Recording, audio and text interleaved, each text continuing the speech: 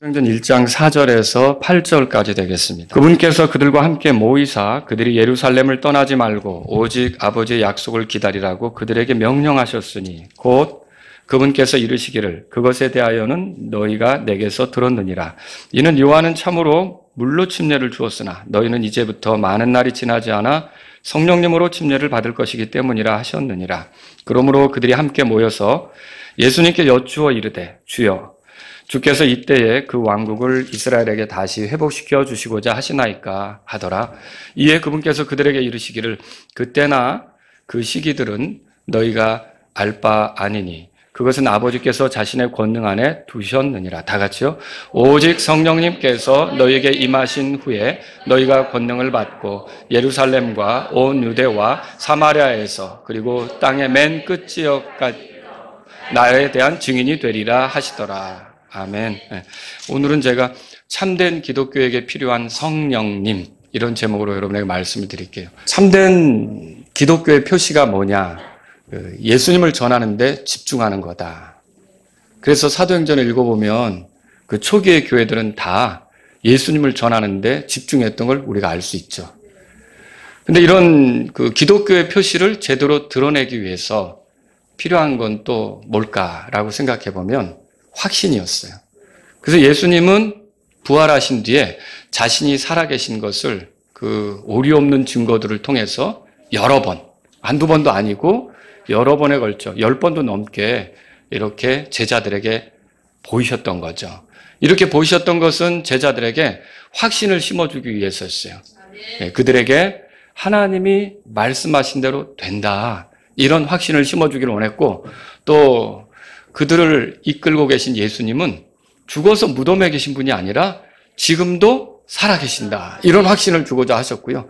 이 예수님이 결국 하나님의 왕국을 이제 사람들에게 소개하시고 결국 자신의 왕국을 가져오실 분이다. 이런 확신을 이렇게 이제 주셨던 거죠. 자, 그런데 그 확신 속에서 예수님의 제자들이 이렇게 증인으로, 그러니까 예수님의 증인으로 살아가려고 할 때 또 다른 게 필요해요. 그게 뭐냐면 오늘 우리가 살펴보려고 하는 성령님입니다. 그래서 제 오늘 설교 내용은 본문을 통해서 이런 이제 성령님에 대해서 잠깐 살펴보는 것이 되겠습니다. 이 말씀을 보면 예수님께서 제자들에게 크게 여러 가지로 얘기할 수 있겠지만 두 가지로 이렇게 이제 보여주시는 걸 볼 수가 있어요. 하나는 말하자면 성령님을 기다리라는 것이고요.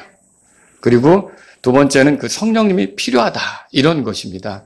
그래서 첫 번째로 성령님을 기다리라는 부분을 한번 우리가 생각해 보겠습니다. 4절, 우리 같이 읽어보죠. 4절, 다 같이 읽겠습니다.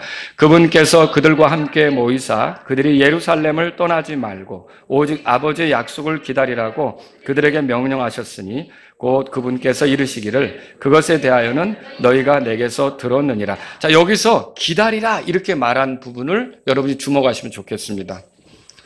때때로 기다리는 일은 쉽지가 않습니다. 우리는 조급한 마음에 서둘러서 어떤 일을 하려고 할 때가 있죠. 그리고 준비가 되지 않은 상태에서 그런 일을 하다 보면 일을 그르치는 경우가 있습니다.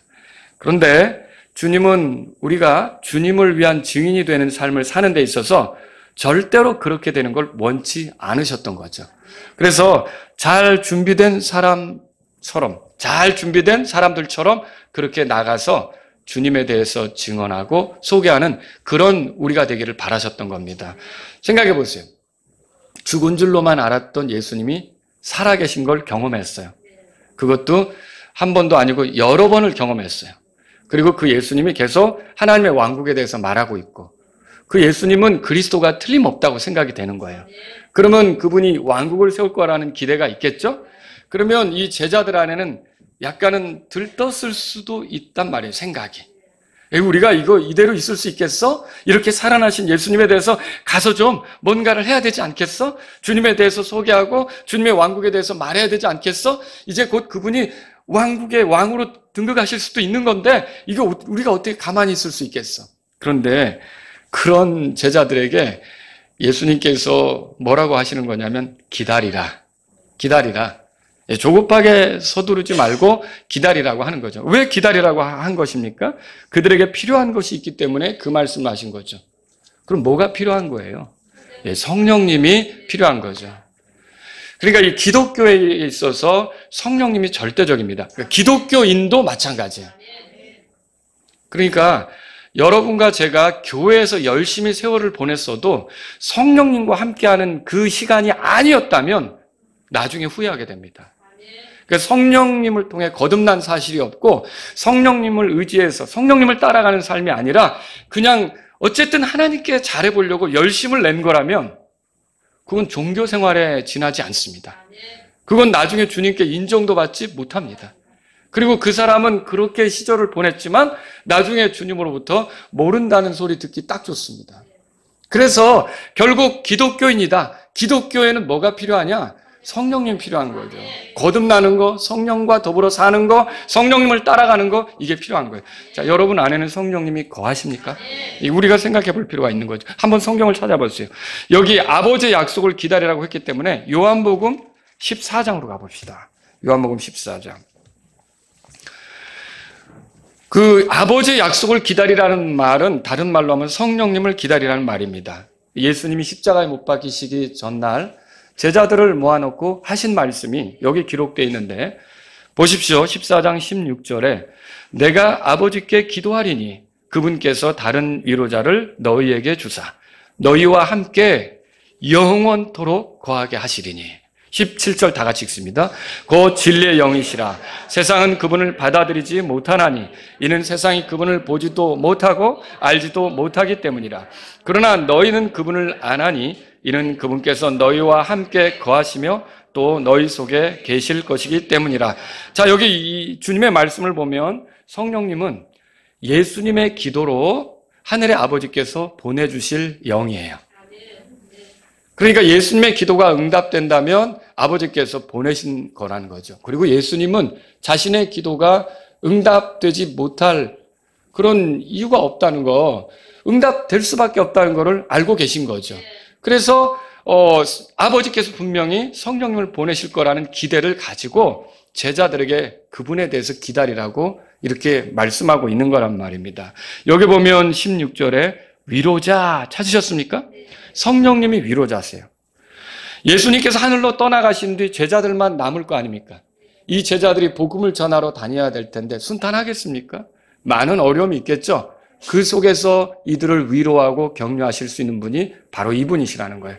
여러분, 우리가 그리스도인으로 살아갈 때 지치고 힘들 때가 있고 또 우리도 세상 사람들처럼 어려움 겪으면서 마음에 낙담이 될 만한 그런 때도 있지만 우리가 스스로 분발하고 용기를 낼 수 있는 건 이유가 뭡니까? 이 성령님께서 하나님 말씀을 떠오르게 하잖아요. 하나님 말씀을 의지하게 하잖아요. 하나님 말씀에 소망을 갖게 하잖아요. 이 성령님께서 우리 안에 계시면서 그런 일을 해주고 계신다는 거죠. 여러분 여기에 보면 또 그 밑에 17절에는 진리의 영 이렇게 말씀하셨어요. 이게 성령님을 부르는 이름입니다. 성령님은 진리의 영이신데 제자들을 진리 가운데로 인도하실 거라는 거죠. 오류에 빠지지 않고 어리석음에 빠지지 않고 옳게 갈 수 있도록 도와주시는 거예요. 그래서 성령님을 따르면 옳게 갈 수가 있는 거죠. 그리고요, 성령님은요, 제자들과 함께 하신다고 말씀하셨어요. 여기 보면은 그 17절 끝에 그분께서 너희와 함께 거하시며 그 다음에 뭐라고 돼 있어요? 너희 속에 계실 것이기 때문이라. 이 너희 속에 계신다는 말 때문에 신학자들이 혹은 신학교에서 그 내재라는 말을 쓰시는 거예요. 내재하신다. 안에 거하신다. 그러니까 성령님은 믿는 사람 안에 거하시는 거예요. 그 사람과 함께 하시는 거예요. 근데 언제까지 함께 하느냐? 16절에 올라가 보세요. 그때 보면 너희와 함께 뭐라고 돼 있어요? 이게 일시적입니까? 그래서 구원받은 사람이 구원을 잃어버리지 않는 이유가 여기에 있는 거예요. 하나님이 함께 하시는데 그 하나님이 언제까지 함께 하는 거예요? 영원토록 함께 하시는데 그래서 이 성령님은 참으로 중요한 분이에요. 그리스도인의 삶에 있어서 같이 하시면서 구속의 날까지 인도하실 거고 영원토록 같이 하시는 분이죠. 그러니까 이 성령님이 필요하다라고 하는 거예요. 이 구약에는요, 다윗이 이렇게 기도한 내용이 있더라고요. 우리아의 아내 밧세바를 범한 뒤에 하나님 앞에 굉장히 애곡하면서 뭐라고 기도하냐면 시편 51편 17절에 주의 거룩한 영을 내게서 거두지 마옵소서. 구약 시대에는요, 성령님이 임하셨다가 떠나가시기도 한단 말이죠. 그런 예가 사울 왕에게도 있었어요. 사울은 성령님이 임하셨다가 떠나가시기도 했잖아요. 그리고요, 삼손도 어떻게 보면 주의 영께서 강력하게 임하신 순간도 있지만 주께서 떠나가셨다고 돼 있거든요. 힘을 잃어버렸죠. 이렇게 그런 경우가 있기는 한데, 여러분, 오늘날 그리스도인들에게는 주의 영이 들어와 같이 거하시는데 떠나는 일이 있겠습니까? 없어요. 이게 그래서 구약 시대하고 지금이 다른 거예요. 하나님은 이런 그 성령님의 활동에 대해서 이런 다른 경륜을 주신 거죠. 지금은 성령님이 우리 안에 들어오시면 영원토록 함께 하시는 거예요. 여러분, 이 성령님이 우리에게 필요한 거죠. 자, 그래서 사도행전 1장 본문으로 돌아가 보세요. 5절에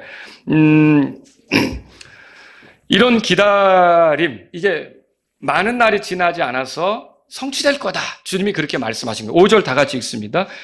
이는 요한은 참으로 물로 침례를 주었으나 너희는 이제부터 많은 날이 지나지 않아 성령님으로 침례를 받을 것이기 때문이라 하셨느니라. 자, 예수님께서 그 아버지의 약속이 이루어진다라고 말씀하신 그게 뭐냐면, 요한이 여러 군데서 얘기했더라고요. 예를 들어서 마태복음 3장 11절, 마가복음 1장 8절, 누가복음 3장 15절, 요한복음 1장 33절에서 보면 그렇게 자기는 물로 침례를 주지만 그리스도가 오면 성령으로 침례를 준다고 했거든요.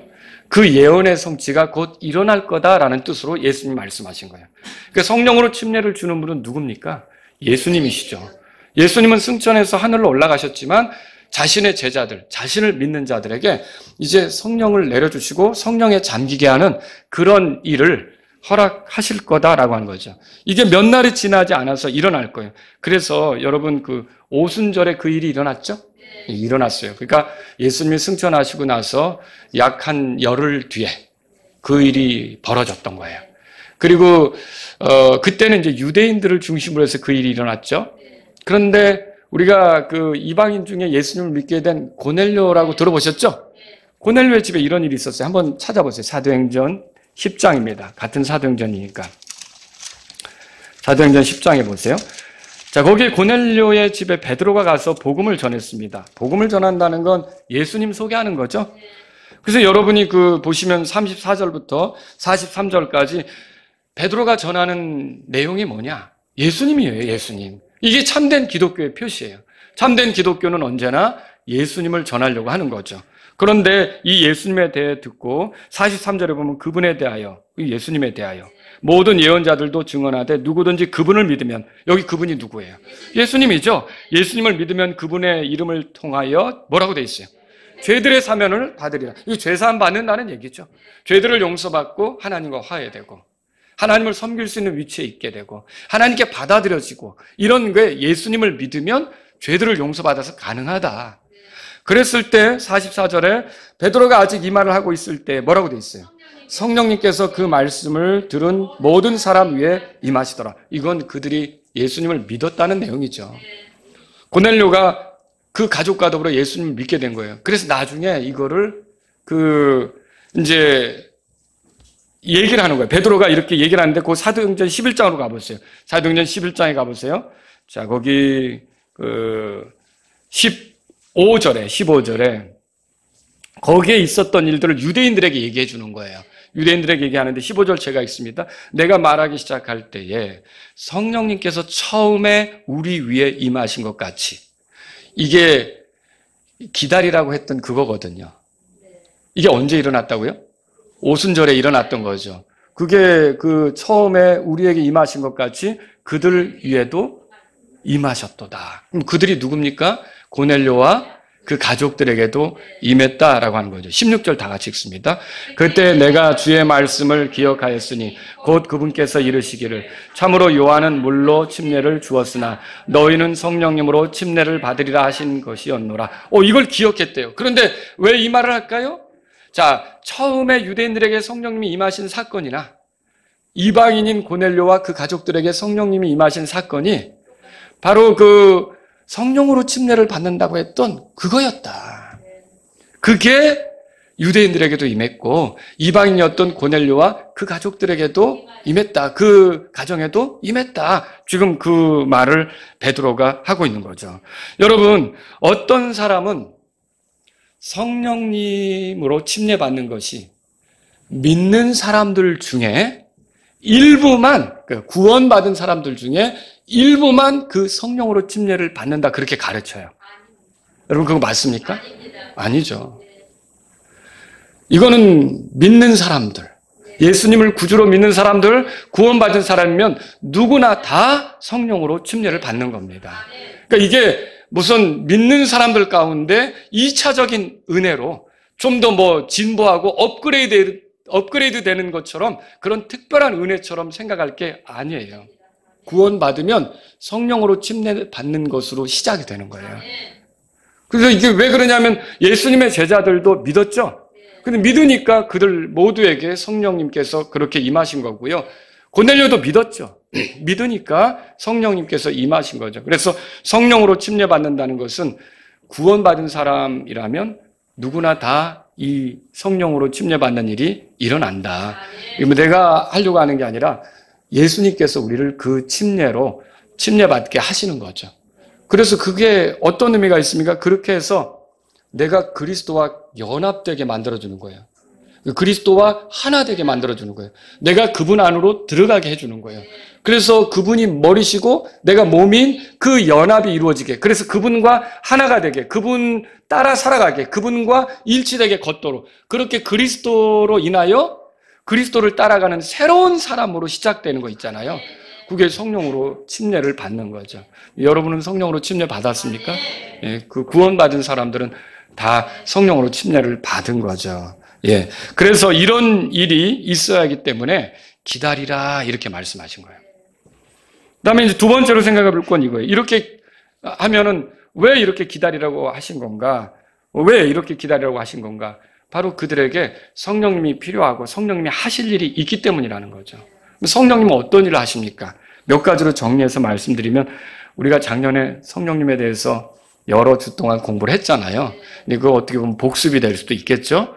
그런데 오늘 본문을 만났으니까 한번 다시 이렇게 되새겨보는 의미로 모든 걸 다 다룰 수는 없지만 중요한 몇 가지만 좀 정리해서 여러분에게 말씀드리도록 하겠습니다. 자, 성령님은요, 제자들을 일깨우실 거예요.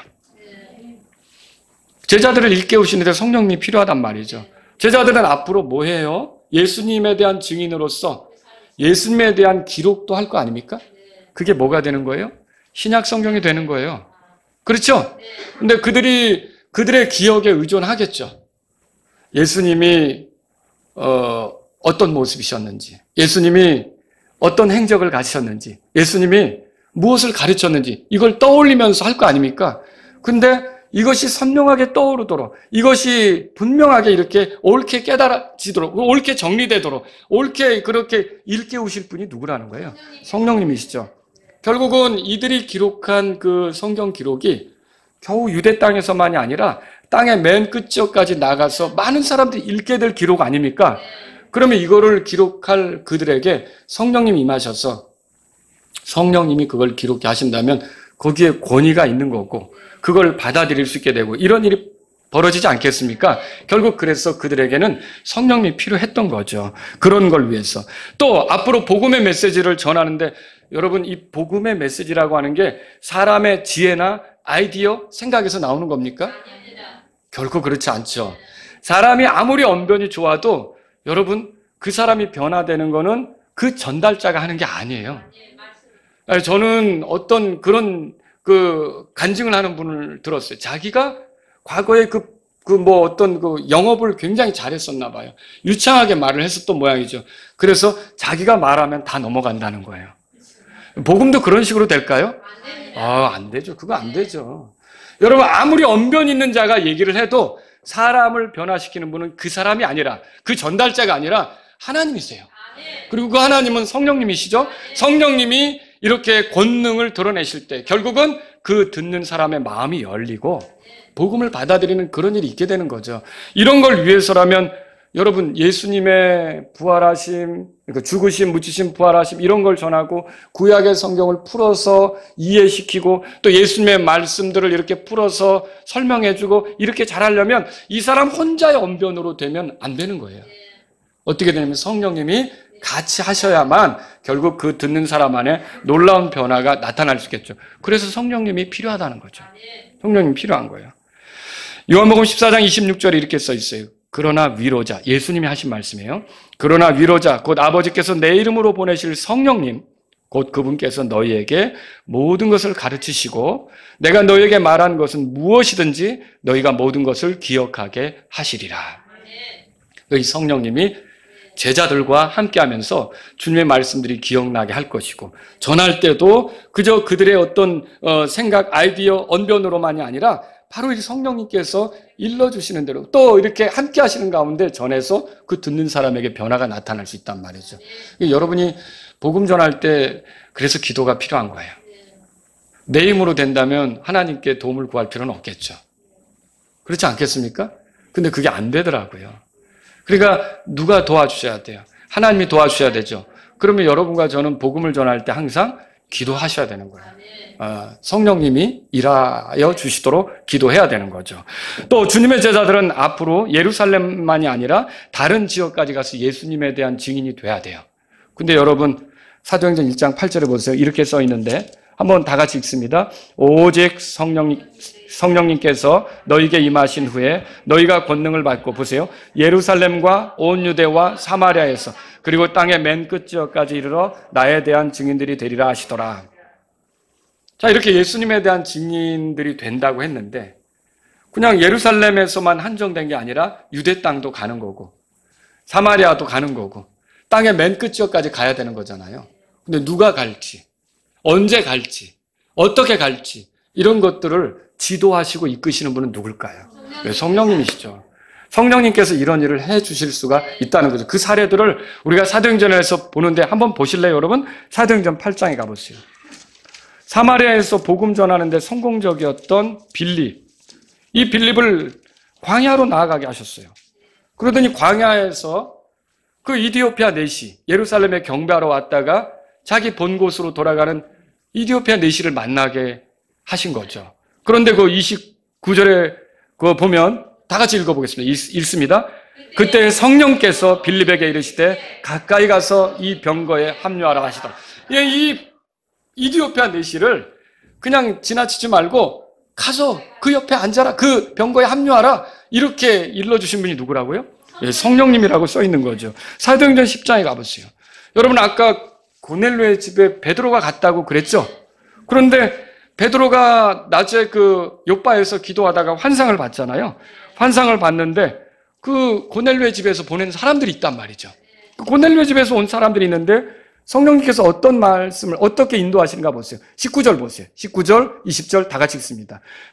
베드로가 그 환상에 대하여 생각하는 동안 성령께서 그에게 이르시되 보라, 세 사람이 너를 찾느니라. 그러므로 너는 일어나 내려가서 아무것도 의심하지 말고 그들과 함께 갈지니 이는 내가 그들을 보냈기 때문이라 하시더라. 그러면 이거 고넬료의 집으로 가도록 인도하신 분, 베드로가 고넬료의 집에 가서 예수님을 전하도록 인도하신 분이 누굽니까? 성령님이시라는 걸 우리가 알 수 있는 거죠. 또 사도행전 13장에 가보세요. 여기에는 최초로 그 어떻게 보면 선교 활동을 나가는 그런 그 두 사람의 모습이 나오죠. 안디옥 교회가 그런 일을 하죠. 근데 사도행전 13장 거기 보시면 2절에서 이렇게 써 있어요.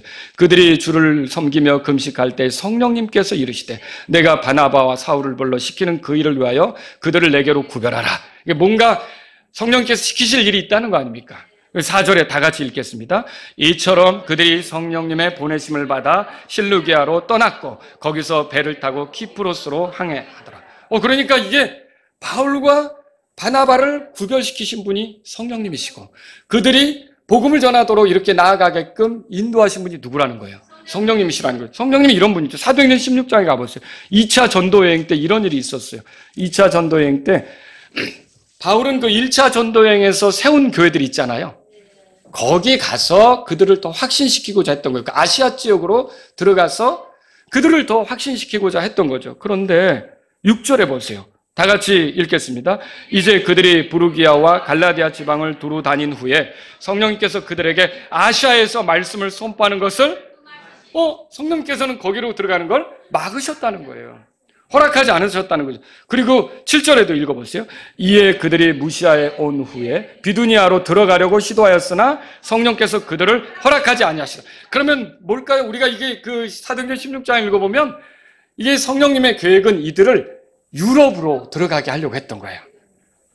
마케도니아 쪽으로 가서 복음을 전하게 하려고 했던 거죠. 그럼 보세요. 지금 우리가 이런 성경들을 기록을 읽어보니까 복음을 전하는 일을 누가 가야 되는지, 어떻게 가야 되는지, 어디로 가야 되는지 누가 인도하고 있어요? 성령님께서 인도하시는 거죠.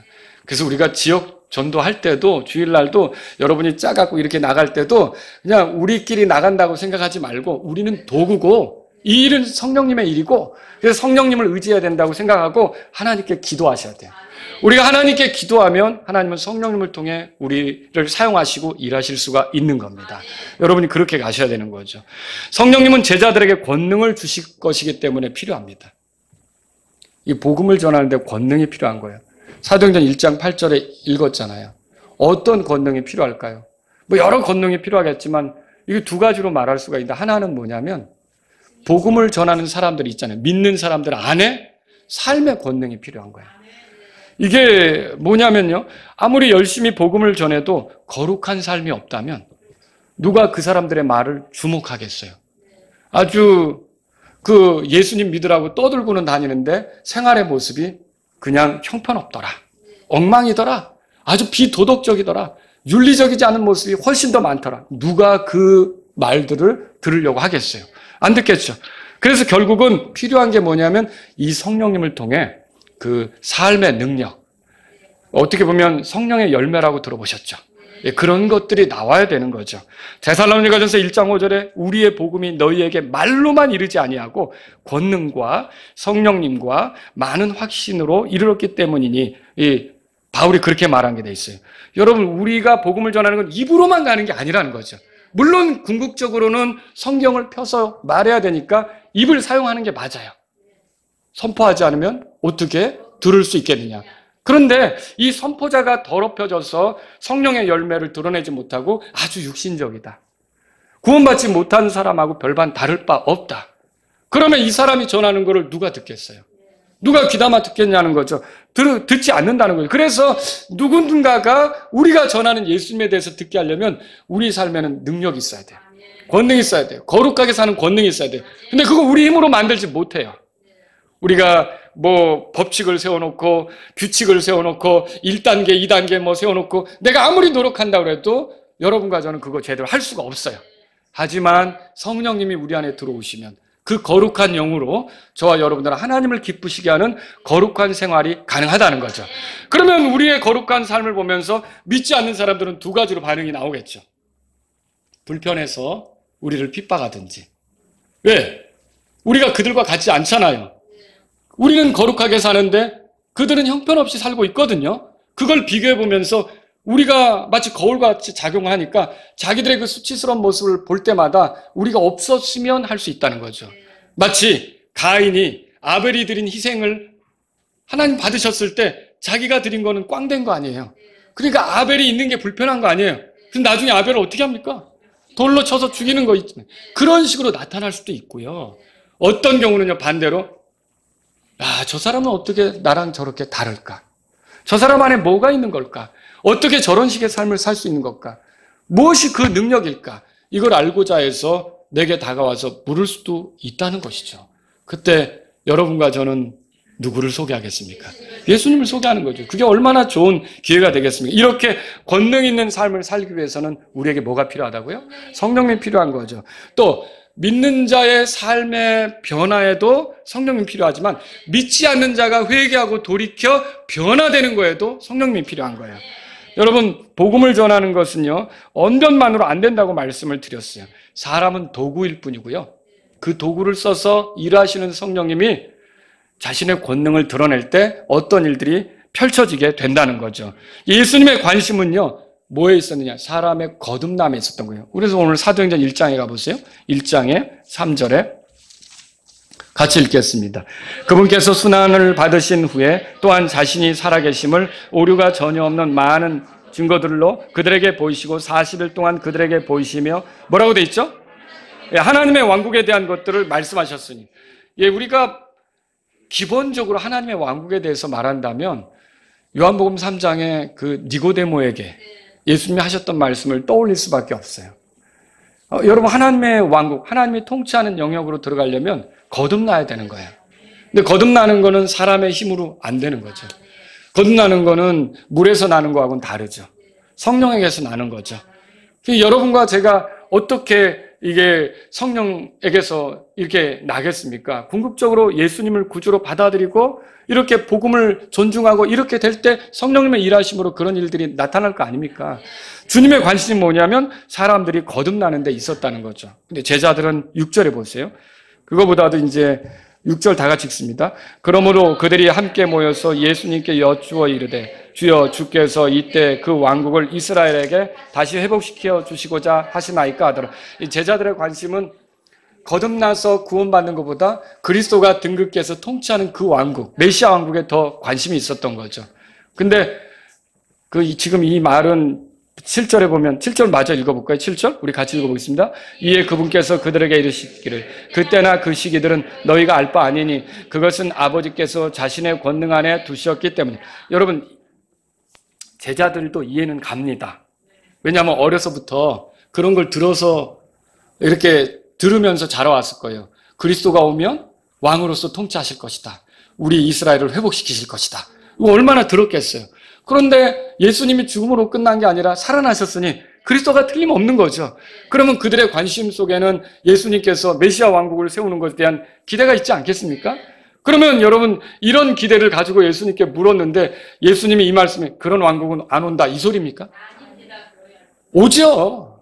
여러분 그리스도가 이 땅에 자신의 왕국을 세울 걸 믿으십니까? 예, 그 왕국은 오죠.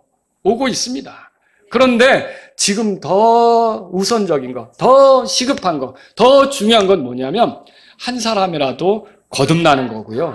이걸 위해서라면 너희들은 나에 대한 증인들이 돼야 되고요.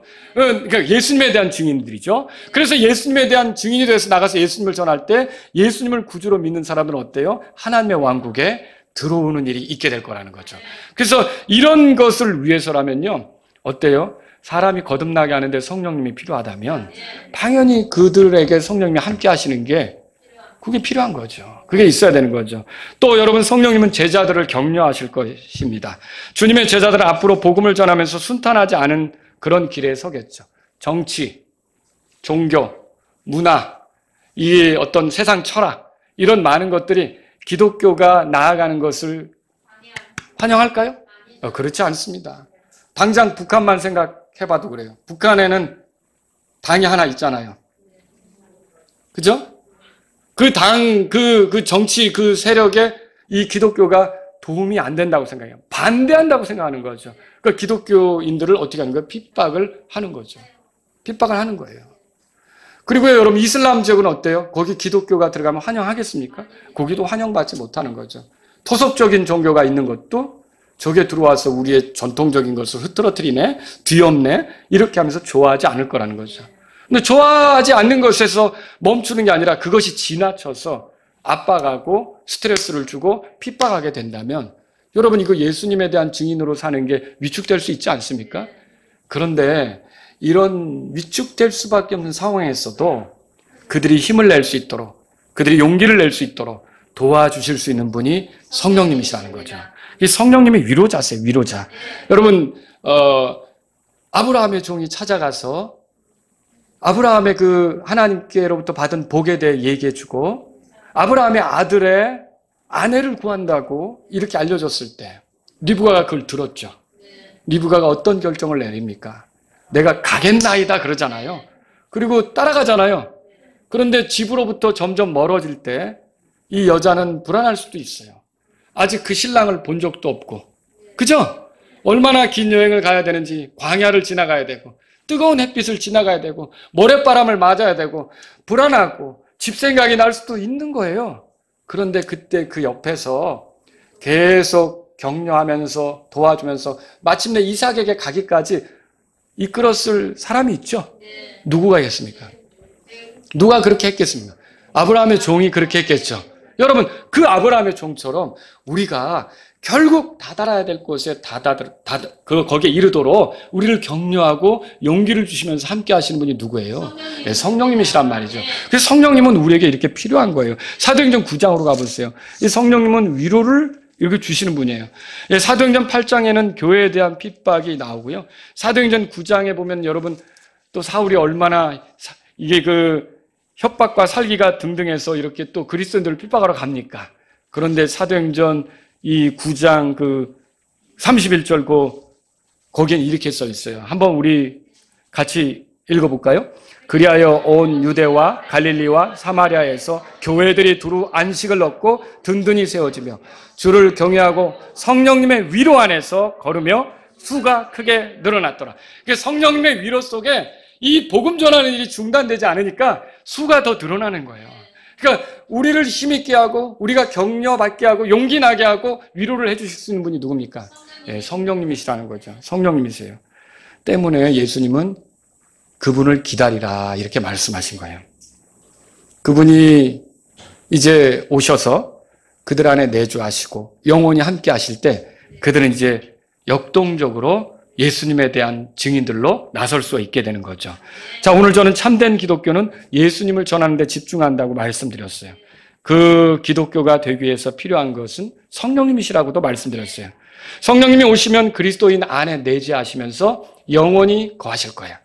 그리고 또 이 성령님은 제자들을 일깨우시고 가르쳐 주실 거라는 거죠.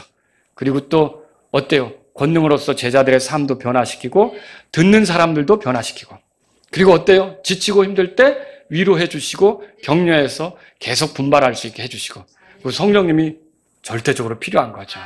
여러분, 여기서 우리가 오늘 깨달을 것이 있습니다. 우리도 참된 기독교를 원하죠? 저와 여러분도 참된 기독교인으로 살기를 원하죠? 자, 주님을 섬기든 교회를 섬기든 누군가에게 복음을 전하는 일을 하든 여러분 이런 일을 할 때 자기 힘, 자기 방법, 자기 지식으로 되는 것이 아니라 성령님을 통해 가능하다고 믿으셔야 됩니다. 때문에 주님을 섬기려는 사람들은 먼저 구원받아야 되는 거예요. 그러니까 구원받지 않고 교회에 오래 다니는 건 나중에 후회할 일이에요. 구원받으셔야 되는 거예요. 그러면 그 안에 성령님이 들어오시고 그 사람을 이끌어 주시겠죠. 그래서 여러분과 제가 하나님이 좋고 하늘나라에 가고 싶고 다 좋은 거죠. 그렇죠?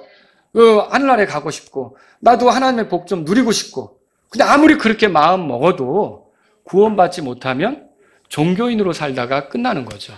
어떻게 이 문제를 해결하겠습니까? 여러분이 구원받으셔야 돼요. 구원받는 길은 다른 데 있지 않습니다.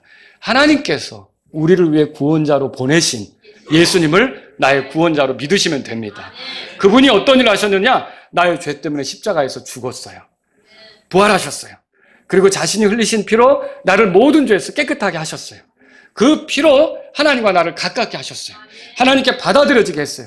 그래서 이 예수님을 나의 구원자로 믿으면 그 사람은 이제 예수님에 대한 증인으로서의 삶도 시작할 수 있고 성령님이 이끄시는 그런 삶도 가능하다는 걸 믿으시란 말이죠.